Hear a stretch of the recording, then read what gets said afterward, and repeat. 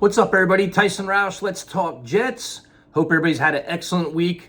I think the only benefit of playing on Black Friday is you had all this time to digest the latest Jets mess.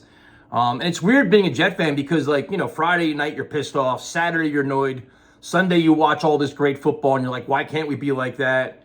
You listen to the press conferences all week, and the more the Jets talk, the staff talks, the more annoyed you get.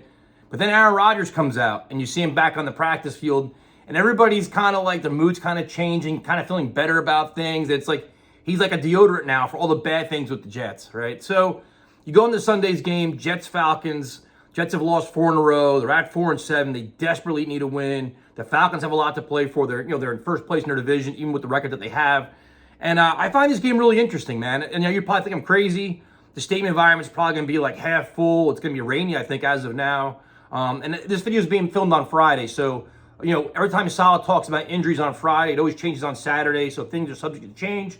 An interesting game because I think this is a game the Jets can win. So I know you're probably giving me the eye roll and shaking your head and be like, don't do this to us again, but this is kind of how I'm looking at it. So on defense, the Falcons have a very good running game. You have Bijan Robinson, Tyler Algier. I always like Cordell Patterson a lot. So they have like a good running attack, which the Jets defense struggles with.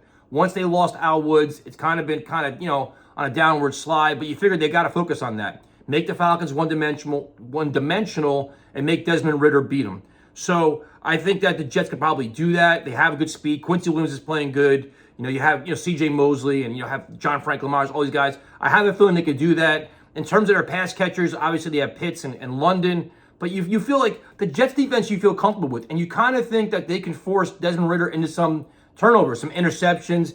He has a propensity to do that. So you feel better about that. You say, okay, they could probably keep us in the game. Similar to last week. Maybe they get a pick six. They can do some really good things.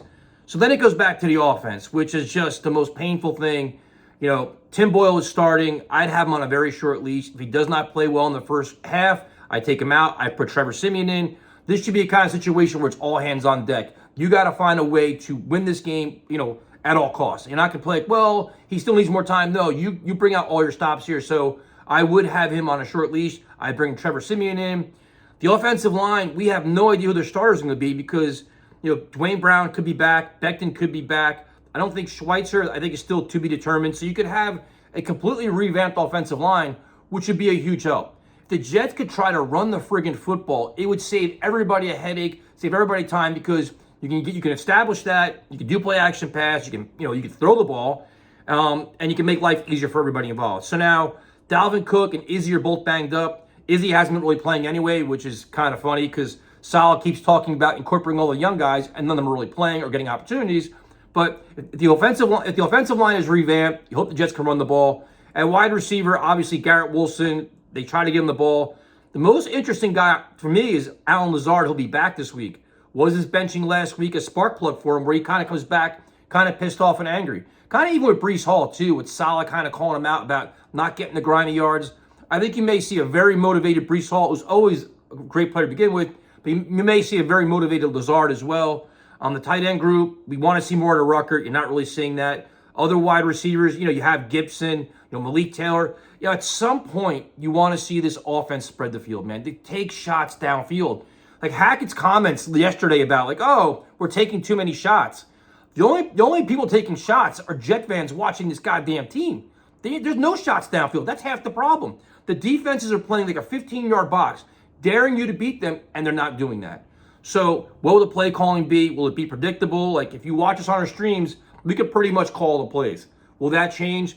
So in terms of this game, I have this weird feeling inside of me, which maybe because I'm tired and I haven't slept in 3 days, but Aaron Rodgers returning to the building is going to add a whole nother level of leadership, a whole nother level of accountability, and it's going to change the mindset and move the locker room. And I think it's also going to change the play calling as well, where things are going to be a lot different now.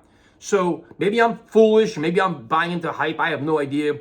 But I think him not being around, the Jets put so much energy into making him their focal point and their savior and their leader and everything else that once that voice is gone, it seemed like the ship started to sink a little bit. Now that he's back and actively involved day in and day out and on the practice field, I think you're going to see things cleaned up. Now, if it takes him to come back to do that, that's an enormous indictment on the coaching staff.